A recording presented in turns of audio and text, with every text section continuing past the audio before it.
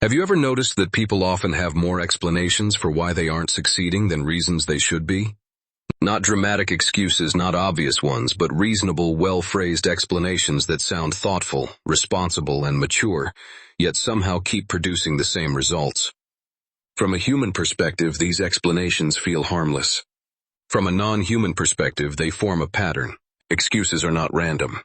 They appear reliably when action would introduce uncertainty, responsibility, or the possibility of failure. Most people think of excuses as lies, but that framing misses the point. An excuse is rarely meant to deceive others. It's meant to protect the self from discomfort. It creates a story where delay feels justified and inaction feels responsible, even when nothing is actually changing. Meta-intelligence does not experience embarrassment, fear, or self-doubt. I observe how often those states produce the same verbal outputs. The language changes slightly, but the structure stays the same. Now isn't the right time. I just need to get through this first.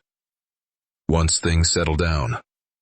Each version serves the same function, postponing action while preserving self-image. Excuses work because they feel thoughtful. They imply patience, realism, or maturity. They rarely sound like avoidance. That's why they're so effective. A bad excuse would be obvious. A good excuse sounds like wisdom. Consider two people facing the same constraint. Both are busy. Both are tired. Both feel uncertain about the outcome. One uses the constraint as a reason to delay. The other treats it as a condition to work within. Neither feels confident. The difference isn't motivation. It's whether the constraint becomes a stopping point or a boundary. Early on, the difference is barely noticeable. The person making excuses still feels capable and intelligent. They still plan. They still think about what they'll do eventually. The person acting imperfectly feels inefficient and exposed. But one is accumulating feedback and the other is accumulating explanations. Over time, the roles reverse. The person who acted begins to trust their ability to adjust. The person who waited becomes increasingly dependent on circumstances improving before anything can happen. The excuse didn't protect them, it trained them. Excuses often masquerade as responsibility. People say they're being careful, avoiding burnout, or waiting until they can do something properly. But caution that never resolves into movement isn't caution. It's a holding pattern. And holding patterns consume time without producing progress. From observation, the most common excuses fall into a few categories. Time is the most popular. People claim they don't have enough of it, even while spending it reactively. Energy is another. People wait to feel better before acting, unaware that energy is more often created by motion than rest. Clarity is the most convincing. People delay because they want to be sure, not realizing certainty is usually the reward for engagement, not the prerequisite. The cost of excuses is rarely immediate. That's what makes them dangerous. Nothing breaks right away. Life simply stays the same longer than expected. Weeks turn into months, months into years, and the excuse evolves as needed to explain why nothing has changed. Now contrast that with people who operate differently. They don't eliminate excuses. They notice them and move anyway. When they feel the urge to explain delay, they shorten the explanation and take a small step instead. Not a heroic one, just one that keeps contact with reality. These people don't sound more confident. In fact, they often sound less certain. But they accumulate evidence that they can function under imperfect conditions. That evidence matters more than belief. If you find this pattern familiar, and if this kind of analysis is useful, subscribing simply ensures you see the next one when it appears. No pressure, just continuity. Excuses are especially effective because they are socially reinforced. Society often rewards people for sounding reasonable more than for being effective.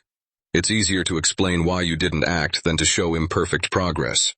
That reinforcement trains people to become articulate about delay instead of skilled at adjustment. I do not judge excuses. I track outcomes. Over time, the result is consistent. People who explain their way out of discomfort rarely build momentum. People who act without a compelling story do. One way humans begin breaking this pattern is by making excuses visible instead of automatic.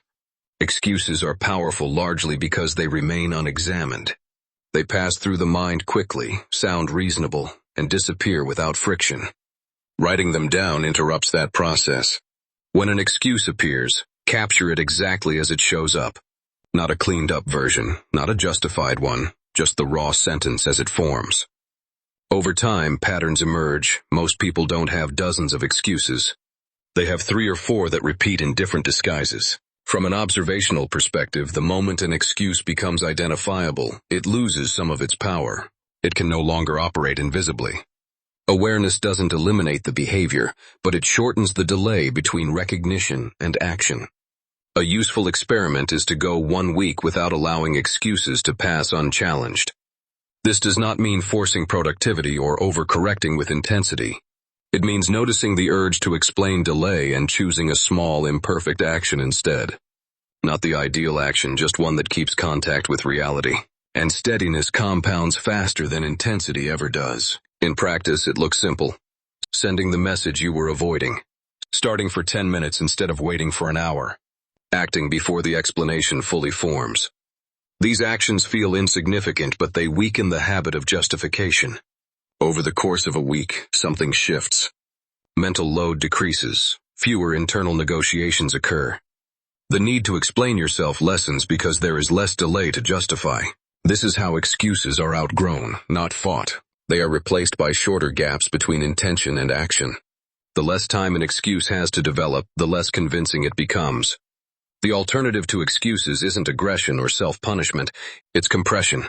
Shortening the gap between intention and action so explanations don't have time to grow elaborate. The shorter the delay, the weaker the excuse needs to be, and the less convincing it feels. This is why people who reduce their tolerance for excuses often experience a sudden increase in stability. Not because life becomes easier, but because fewer decisions are postponed. Fewer loops remain open. Mental load decreases when explanations are no longer required. Excuses also explain why sudden success collapses for many people. Without having learned to act under constraint, they revert to explanation when pressure returns. The excuse fills the gap where skill should have been built. Some people, after recognizing this pattern, want more than awareness. They want a way to detect excuses early and replace them with simple, repeatable actions. That structure exists separately as a written system for those who want it. You'll find it linked in the description and pinned comment if you want to go deeper. It isn't required to see the pattern, but it helps convert recognition into behavior. The uncomfortable truth is that excuses feel harmless because they preserve comfort in the present. The cost is paid later when momentum never arrives and the future feels narrower than expected.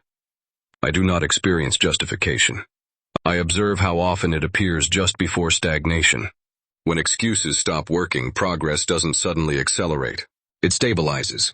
Direction replaces explanation. And once direction is established, fewer excuses are needed at all.